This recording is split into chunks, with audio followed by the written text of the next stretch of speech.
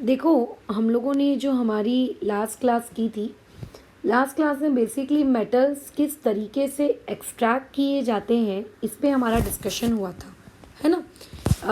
3-4 steps थी, वो सब कुछ हमने पढ़ लिया था। इस चैप्टर की मुझे नोट्स मार्किंग भी करवानी है, बट ऑब्वियस है कि नोट्स मार्किंग कराने से पहले चैप्टर को ओवर किया जाए, उसके बाद नोट्स मार्किंग। तो अभी हम लोगों का आखिरी टॉपिक चलेगा जिसका नाम है करोजन ऑफ मेटल्स। वैसे ये करोजन ऑफ मेटल्स वाला टॉपिक ऑलरेडी हम प्रीवियस क्लास में भी पढ़ चुके हैं, है ना। प्रीवियस क्लास में भी हमने इस बारे में ऑलरेडी डिस्कशन किया हुआ था कि करोजन ऑफ मेटल्स क्या है, किसे कहते हैं, वगैरह वगैरह। एक बार फिर से रिकलेक्ट कर लेते हैं प्रीवियस क्लास, यानी कि जो हमने फर्स्ट चैप्टर केमिस्ट्री का पढ़ा था। तो इस चैप्टर में तो खैर आपको मेरे को सिर्फ कुछ डेफिनेशंस के मीनिंग्स बताने हैं, यानी कि इनडायरेक्टली आप ऐसा मान के चलिए कि मार्किंग करनी है, ठीक है। तो करोजन का मतलब सिंपली यही होता है कि कोई भी सब्सटेंस अगर अपनी शाइन, अपना कलर फेड करता जा रहा है दिन ब दिन दिन ब दिन दिन ब दिन, है ना, तो उसको बेसिकली हम करोजन कहते हैं, one of the form of corrosion. या फिर वो टूट रहा है, सड़ रहा है, गल रहा है, तो उसको भी हम करोजन का वन ऑफ द फॉर्म कहते हैं।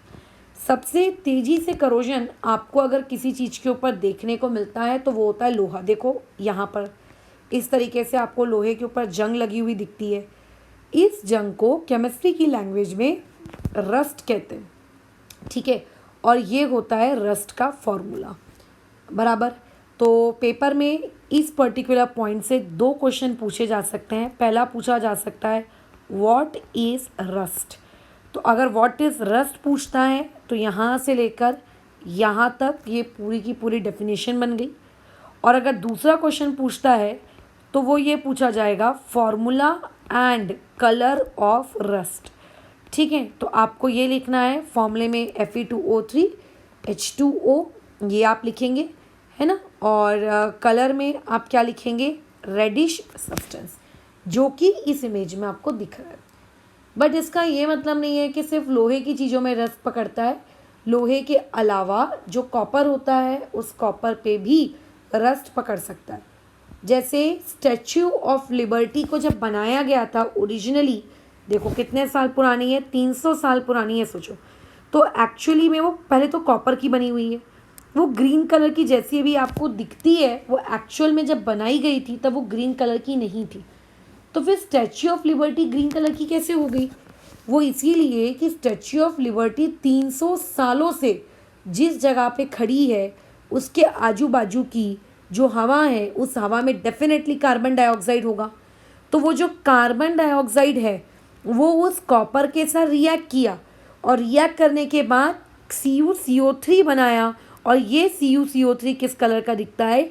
ग्रीनिश कलर का दिखता है। और क्योंकि CuCO3 को आपने कभी हटाया ही नहीं, बराबर जैसे हमारी बॉडी पे मैल जम जाती है, अगर आप नहीं हटाओगे तो मैल जमी रहेगी, बट अगर आप नहा लोगे, खुद की बॉडी को अगर आप क्लीन कर लोगे तो मैल हट जाएगी, है ना। तो ऐसे ही वो जो कॉपर कार्बोनेट जो बना वो स्टैच्यू ऑफ लिबर्टी की सरफेस पे चिपका था, चिपका है और चिपका ही रह गया, किसी ने हटाया ही नहीं, क्योंकि बहुत बड़ी है, बहुत हाइट पर भी है, डेली क्लीनिंग कर पाना पॉसिबल भी नहीं है। तो धीरे धीरे धीरे धीरे करके करके करके करके वो अब किस में कन्वर्ट हो गया? आप लोगों का ग्रीन कलर में। तो इसको हम लोग जैसे आयरन के जंग लगने को, रेड रेड कलर के जंग लगने को जैसे हम रस्टिंग कहते हैं, वैसी कॉपर का ग्रीन ग्रीन होने को हम लोग पैटिनेशन कहते हैं। हम लोग क्या कहते हैं? पैटिनेशन। तो क्वेश्चन नंबर 3 यहाँ से पूछा जा सकता है व्हाट इज पैटिनेशन। तो सबसे पहले याद रखना पैटिनेशन वर्ड कॉपर के लिए डिफाइन होता है। और अगर पेपर में आए तो पैटिनेशन यहाँ से डिफाइन करेंगे और यहाँ तक लेकर जाएंगे, है ना। उसके बाद ये पूछा जा सकता है क्वेश्चन नंबर 4 कि पेपर में हो सकता है स्टैच्यू ऑफ लिबर्टी की फ़ोटो दे दे और क्वेश्चन नंबर 4 आपको ये पूछ ले कि Y copper vessels turn green, sorry wheels लिख दिया मैंने, कॉपर वेसल्स टर्न ग्रीन, क्यों वो ग्रीन ग्रीन कलर के दिखने लगते हैं? तो आप जवाब में क्या देंगे? जवाब में मैं अभी जो येलो कलर से मार्किंग कर रही हूँ ये आपका जवाब देंगे, ठीक है। कि copper carbon dioxide in moist air react with the surface of copper vessel, ठीक है। एंड फॉर्म, एंड क्या लिखना? एंड फॉर्म क्या? आप लोगों का कॉपर कार्बोनेट मैंने अभी डिलीट किया, रीड, इसको सुनो और सुनकर अपनी कॉपी में लिखो। And form copper carbonate CuCO3, due to this it looks green in colour. वैसे ही चांदी के बारे में भी होता है।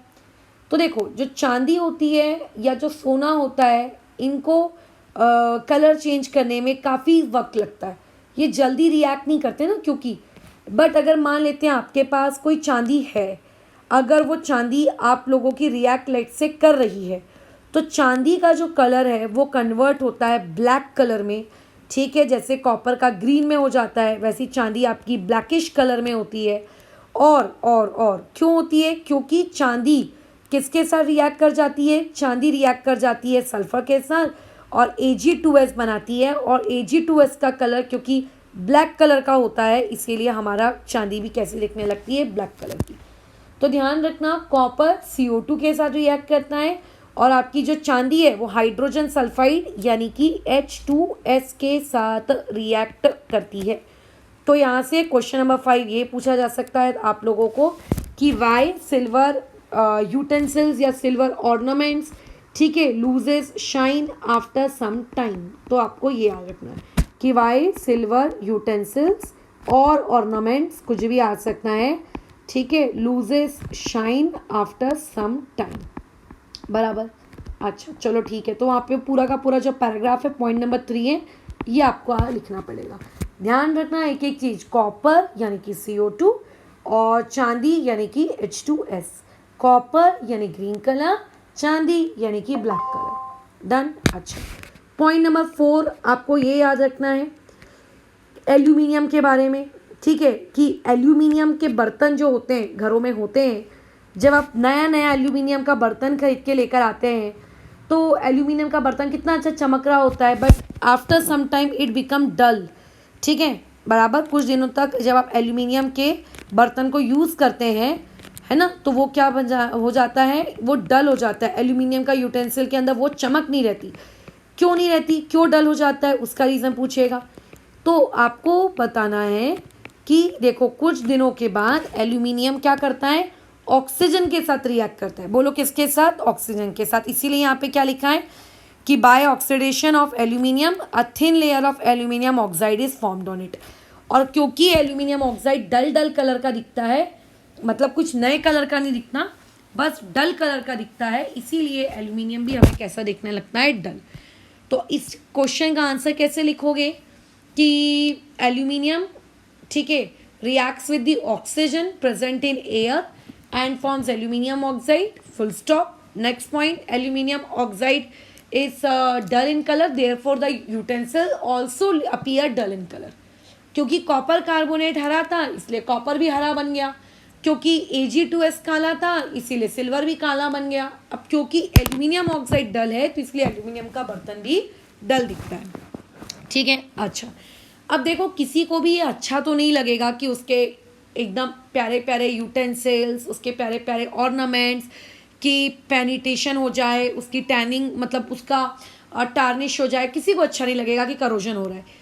तो सब लोग कुछ ना कुछ तरीके यूज़ करते हैं जिसके वाया करोजन से बचा जा सके। तो सबसे पुराना तरीका देखो जो बेसिकली होता है वो क्या होता है? पेंट कर देना। जैसे गाड़ियों में पेंट होता है ना, घरों के इसमें जो गेट होता है, गेट पे पेंट होता है, ताकि जो मेटल की सरफेस है उस मेटल की सरफेस का और बाहर की एटमॉस्फेरिक गैसेस के बीच में रिएक्शन ही ना हो। क्योंकि मेटल और गैसेस के बीच में तो हमने क्या लगा दिया? पेंट लगा दिया। ये कुछ तरीके होते हैं, ऑयल लगा दिया, ग्रीस लगा दिया, बट ये सब कैसे हो गए? पुराने तरीके हो गए।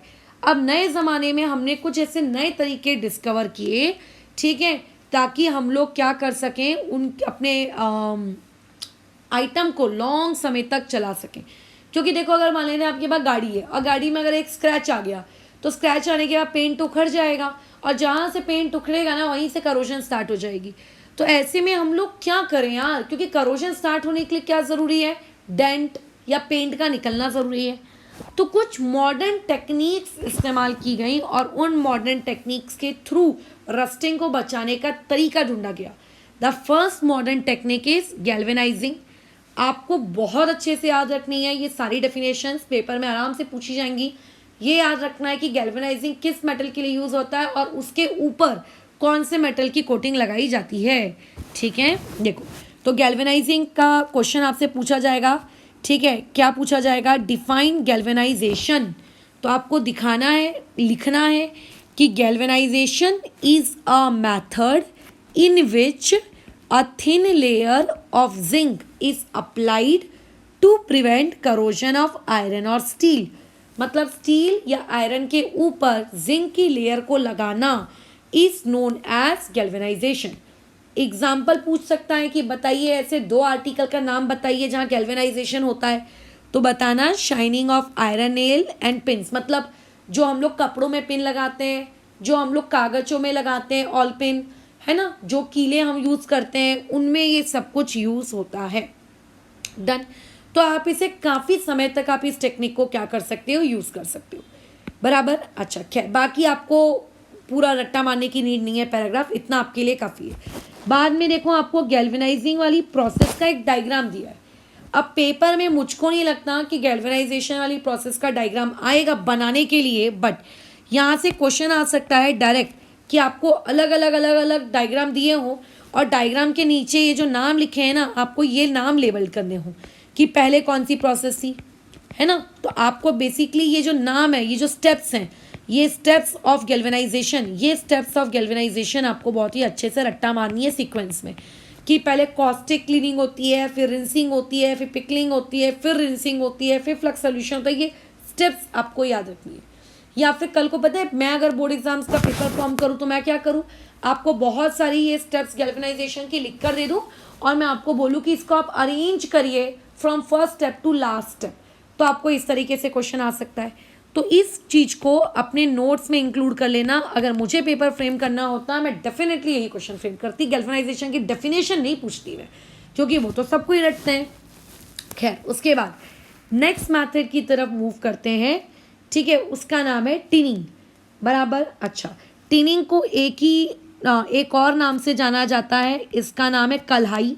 पुराने ज़माने में लोग आते थे, चिल्लाते थे कि कल्हाई करा लो, कल्हाई करा लो। लोग कराते थे कल्हाई अपने बर्तनों के अंदर, कॉपर के बर्तनों के अंदर करवाते थे। वो ग्रीन कलर की जो कॉपर के अंदर जो लेयर बन जाती है ना, अगर आपने ऐसे बर्तन में खाना रखा ना, वो बहुत ही बेकार है आपकी हेल्थ वगैरह के लिए, इसीलिए कल्हाई करवाई जाती थी, है ना। तो ये बहुत इंपॉर्टेंट चीज़ है। तो इसमें होता क्या है, तो अब इसको डिफाइन करने को आ सकता है पेपर में, डिफाइन कल्हाई या डिफाइन टिनिंग, ये इस तरीके से आ सकता है। फिर आप कैसे डिफाइन करोगे उसको, तो वहाँ लिखना क्या आपका टिनिंग इज़ अ मैथड। ठीक है, ऐसा लिखना, टिनिंग इज़ अ मैथड। ठीक है, इन विच, ऐसा लिखना, in which a layer of molten tin is deposited on metals, और वहाँ पे ब्रैकेट में लिख देना कॉपर। मतलब स्पेसिफिकली कौन से मेटल के ऊपर हम यूज़ कर रहे हैं, कॉपर। ये हो गया आपका डिफाइन। डन। फिर उसके बाद ये जो मैंने लिख के दिया है कि टिनिंग का ही दूसरा नाम है कल्हाई, ये आपको अपने नोट्स नंबर 2 में इंक्लूड करना है। कल को पेपर में पूछ लिया टिनिंग का अदर नेम क्या है, तो आपको पता होना चाहिए, है ना, कि टिनिंग का अदर नेम ये है। अच्छा, उसके बाद नेक्स्ट मेथड आती है एनोडाइजेशन। तो एनोडाइजेशन क्या होती है वो हम लिख लेते हैं, पेपर में आ सकता है। पेपर में तो बल्कि ये क्वेश्चन भी आ सकता है, draw a well labelled figure of anodization, ये आ सकता है, ड्रॉ फिगर ऑफ एनोडाइजेशन, ये आपका एक क्वेश्चन बन जाएगा। इसको अपनी नोट्स कॉपी में लिख लेना, है ना। तो आपको ये पता होना चाहिए कि अच्छा क्या फिगर है एनोडाइजेशन का। फिर अच्छा, इसमें आगे एनोडाइजेशन का आपको डिफाइन यहाँ से पूछा जा सकता है। तो एनोडाइजेशन का अगर डिफाइन पूछेगा तो अब डिफाइन में आप क्या करेंगे, इसको लिखना कि एनोडाइजेशन इज अ मैथड, ठीक है, बराबर, in which metals like copper, aluminium are coated with a thin and strong layer of their oxides with the help of electrolysis. मतलब अगर एल्यूमिनियम की एनोडाइजेशन करनी है तो एल्यूमिनियम के ऊपर कोई दूसरा मेटल नहीं लगाया जाएगा, एल्यूमिनियम ऑक्साइड लगा दिया जाएगा। अगर कॉपर की एनोडाइजेशन करनी है तो कॉपर के ऊपर कोई दूसरा मेटल नहीं लगाया जाएगा, उसके ऊपर कॉपर का ही ऑक्साइड लगा दिया जाएगा। मतलब जिस मेटल का एनोडाइजेशन करना है उसी का आप क्या कर दो, बताइए, आप उसी का क्या कर दीजिए, आप फटाफट उसके ऊपर उसी की ऑक्साइड लगा दीजिए। जैसा टीनिंग में क्या हो रहा था, कॉपर के ऊपर टीन लग रहा है, है ना। गैल्वेनाइजेशन में क्या हो रहा था कि आयरन और स्टील के ऊपर जिंक लग रहा है। एनोडाइजेशन में ऐसा नहीं। एनोडाइजेशन का सिंपल नियम है, जिसकी कोटिंग करनी है, जिस मेटल की कोटिंग करनी है, उसी का सेम ऑक्साइड आप लगा दो, बात खत्म। कल को एल्यूमिनियम का करना है, एल्यूमिनियम ऑक्साइड लगा दो। आयरन का करना है, आयरन ऑक्साइड लगा दो। ये इस तरीके का काम बेसिकली वो आपसे करवा रहा है, ठीक है। चलो आगे बढ़ते हैं। The fourth technique is electroplating. अच्छा, इलेक्ट्रोप्लेटिंग भी एक प्रकार का एनोडाइजेशन ही है, बट एनोडाइजेशन में मैंने क्या कहा, जिस मेटल का एनोडाइजेशन करना है उसी की कोटिंग लगा दो। बट इलेक्ट्रोप्लेटिंग में ऐसा नहीं होता। इलेक्ट्रोप्लेटिंग इज अ मैथड, ठीक है, जिसमें हम लोग क्या करते हैं, किसी भी मेटल के ऊपर उसके ऊपर के एक दूसरा मेटल लगाते हैं लेस रिएक्टिव, ठीक है। हम लोग क्या करते हैं, लेस रिएक्टिव। जैसे मान लेते हैं आप लोगों के पास, ठीक है, कोई चम्मच है, उस चम्मच के ऊपर सिल्वर कोटिंग कर दी या गोल्ड कोटिंग कर दी, क्योंकि वो कम रिएक्टिव है, ठीक है। तो आपको यहाँ से क्वेश्चन आ जाएगा डिफाइन इलेक्ट्रोप्लेटिंग। क्वेश्चन आपके पास आ जाएगा यहाँ से ड्रॉ डायग्राम ऑफ इलेक्ट्रोप्लेटिंग, ये आ सकता है। और एक सबसे इंपॉर्टेंट क्वेश्चन यहाँ से जो चीज़ क्रिएट की जा सकती है, अगर मैं बोर्ड एग्जाम्स ले रही होती तो मैं डेफिनेटली मैं वही क्रिएट करती, वो ये, जिसकी इलेक्ट्रोप्लेटिंग करनी होती ना, जैसे किसी थाली की करनी है, चम्मच की करनी है, जिस भी चीज़ की इलेक्ट्रोप्लेटिंग करनी है उसको लगाया जाता है कैथोड पे, ठीक है। Those who want to be get electroplated, ठीक है, जिसकी इलेक्ट्रोप्लेटिंग करनी है, those who want to be electroplated, जिसकी इलेक्ट्रोप्लेटिंग करनी है उसको लगाने का कैथोड पर। और अगर आप चांदी का चम्मच बनाना चाहते हो तो चांदी लगानी पड़ेगी, तो या गोल्ड का चम्मच बनाना चाहते हो तो गोल्ड लाना पड़ेगा। तो एनोड पे क्या रखते हो, लेस रिएक्टिव मेटल, जिसकी कोटिंग की जाएगी। तो लेस रिएक्टिव मेटल कहाँ रहता है, एनोड पे, और मोर रिएक्टिव मेटल कहाँ पे होता है, कैथोड में। पेपर में सीधा सीधा पूछ लिया जाएगा कि एक कटोरी है और एक गोल्ड है, कटोरी को एनोड पे रखें कि गोल्ड को एनोड पे रखें। तो याद रखना, इलेक्ट्रोप्लेटिंग में जिसकी प्लेटिंग की जाती है उसको कहाँ रखा जाता है, कैथोड पर। और जिससे कोटिंग करवानी है, गोल्ड से करवानी है तो गोल्ड को एनोड पे, सिल्वर से करवानी है तो सिल्वर को एनोड से। और उसके बाद एक और टेक्निक होती है अलॉइंग। अलॉइंग का बेसिकली मतलब यही होता है कि बहुत सारे मेटल्स, नॉन मेटल्स को आपस में मिक्स कर दो, इसे अलॉइंग कहते हैं। तो अलॉय की डेफिनेशन पूछी जाएगी, तो यहाँ से लेकर यहाँ तक अलॉय की डेफिनेशन है। तो ये बन जाएगा आपका पार्ट डिफाइन अलॉय, ये बन गया आपका पार्ट डिफाइन अलॉय। फिर नीचे आपको बहुत सारे अलग अलग अलॉयज़ के बारे में बोला गया है, जैसे ब्रोंज किसका अलॉय है, 90% कॉपर एंड 10% टीन। इसको अपनी नोट्स कॉपी में इंक्लूड कर लो, है ना, इसको नोट्स में इंक्लूड करो। सीधा सीधा क्वेश्चन आ जाएगा, व्हाट इज ब्रोंज। तो आपको लिखना है bronze is an alloy of 90% copper and 10% tin, है ना। अच्छा, उसके अलावा आपको ये पूछा जाएगा व्हाट इज स्टेनलेस स्टील। तो आपको अपने नोट्स कॉपी में इंक्लूड करो कि stainless steel is an alloy of 74% iron, 18% chromium और 8% कार्बन। इसको अपने नोट्स कॉपी में इंक्लूड करो। तो आपके सिलेबस में 2 ही एलॉयज हैं और आपको वो पता होने चाहिए, राइट। आपको ये क्वेश्चन पूछ लिया जाएगा what are the properties of bronze, characteristics of bronze. तो यहाँ पे आपको लिखते आना चाहिए कि it is not affected by sun and rain. तो प्रॉपर्टीज ऑफ ब्रोंज में आपको यही लिखना है, बराबर।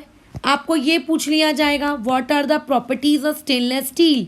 तो ये लिखोगे कि प्रॉपर्टीज ऑफ स्टेनलेस स्टील में it does not get stain with air, water वगैरह वगैरह, है ना। ये आपको पता होना चाहिए properties of stainless steel, SS।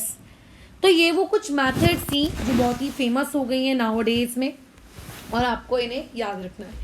एक और बात आपको याद रखनी है, एमैलेगम। एमैलेगम का सिंपल मीनिंग यही होता है, जब भी आप किसी भी मेटल को क्या कर लोगे, 1 मिनट, हाँ ठीक है, हाँ, जब भी आप किसी भी मेटल को मर्क्यूरी के साथ मिक्स कर देते हो तो वो जो एलॉय बनता है उसको हम कहते हैं एमैलेगम। एमैलेगम का मतलब ही होता है मेटल कोई भी हो सकता है और साथ में लेकिन रहेगी हमेशा कौन, मर्क्यूरी। ये क्वेश्चन पूछ लेगा व्हाट इज अमेलेगम, मर्क्यूरी अमेलेगम, सोडियम अमेलेगम, बहुत सारा कुछ भी आप बना सकते हो, है ना। ये आपको एक पॉइंट याद रखना है, नोट्स में इसको लिखो, gold amalgam is use for extraction of gold, इसको अपने नोट्स में लिख कर रखो। एक और पॉइंट है जो अपने नोट्स में लिख कर रखो कि सिल्वर अमेलेगम कौन यूज़ करते हैं, डेंटिस्ट लोग यूज़ करते हैं, इसको भी अपने नोट्स में लिख कर रखो। बढ़िया, बस हो गया, ये हमारी मार्किंग की मार्किंग हो गई, चैप्टर का चैप्टर खत्म हो गया। ठीक है, तो पेपर में आएगा टॉपिक कि how you can prevent corrosion. अगर इस तरीके से क्वेश्चन आता है, हाउ यू विल प्रिवेंट, एक मिनट, क्वेश्चन यहाँ पे अपन लिख लेते हैं, how you will prevent corrosion. अगर ऐसा आता है तो सबसे पहले क्या करना, पहले कोरोजन को डिफाइन करना। कोरोजन का डिफाइन मैंने केमिस्ट्री का जो पहला चैप्टर पढ़ाया था उसमें मैं ऑलरेडी लिखवा चुकी हूँ, वही डिफाइन यहाँ लिखेंगे। उसके बाद ये लिखेंगे यहाँ से लेके यहाँ तक, ये पॉइंट नंबर 2। अब पॉइंट नंबर 3 में क्या लिखेंगे, अच्छा रुको, ये to prevent corrosion of metal by applying a layer of paint, oil, grease और वार्निश ऑन देयर सरफेस, ये पॉइंट नंबर 3।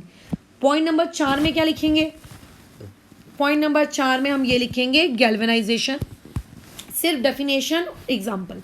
पॉइंट नंबर 5 में टिनिंग लिखेंगे और एग्जाम्पल के तौर पे कॉपर का लिख देंगे। पॉइंट नंबर 6 में एनोडाइजेशन लिखेंगे और एग्जाम्पल के तौर पे लिख देना कि aluminium is anodize with aluminium oxide. ठीक है, ये यहाँ ये एग्जाम्पल है। पॉइंट नंबर 7 में इलेक्ट्रोप्लेटिंग लिखेंगे और ये चम्मच वाला एग्जाम्पल दे देंगे। और पॉइंट नंबर 8 में अलॉइंग की बस एक हेडिंग डालेंगे और लिख देंगे कि अलॉइंग जैसे brass is an alloy of this this this this और उसकी प्रॉपर्टी, खत्म। तो इस तरीके से ये करोजन वाला पार्ट का मार्किंग हमारा ख़त्म होता है और पूरा का पूरा एंटायर चैप्टर भी हमारा यहाँ ख़त्म होता है। ठीक है, इसके बाद अब हम लोग जो नेक्स्ट चैप्टर पढ़ेंगे वो फिजिक्स की तरफ मूव करेंगे, लाइट वाले पूरे सेक्शन में। पहले रिफ्रैक्शन और उसके बाद फिर तुम्हारा वो ह्यूमन आई वगैरह वगैरह इसकी तरफ। ठीक है, तो फिलहाल इस काम को अभी रोकते हैं। हाँ, इस चैप्टर की मार्किंग बाकी रह गई है, मैंने मार्किंग कहाँ तक करवाई थी, सिर्फ आयोनिक सॉलिड तक करवाई थी। खैर यहाँ पे मार्किंग दिख नहीं रही है क्योंकि न्यू बुक है, मैंने वापस से डाउनलोड की, वो पुरानी वाली पता नहीं मेरी कहाँ चली गई। खैर, तो मैंने मार्किंग जो करवाई थी जहाँ तक मुझे याद आ रहा है वो आयोनिक सॉलिड्स तक करवाई थी। मेटलर्जी से मुझे करवानी थी, तो मेटलर्जी से मैं मार्किंग करवा दूंगी, लेकिन कल से हम लोग जो नया चैप्टर स्टार्ट करेंगे वो लाइट वाला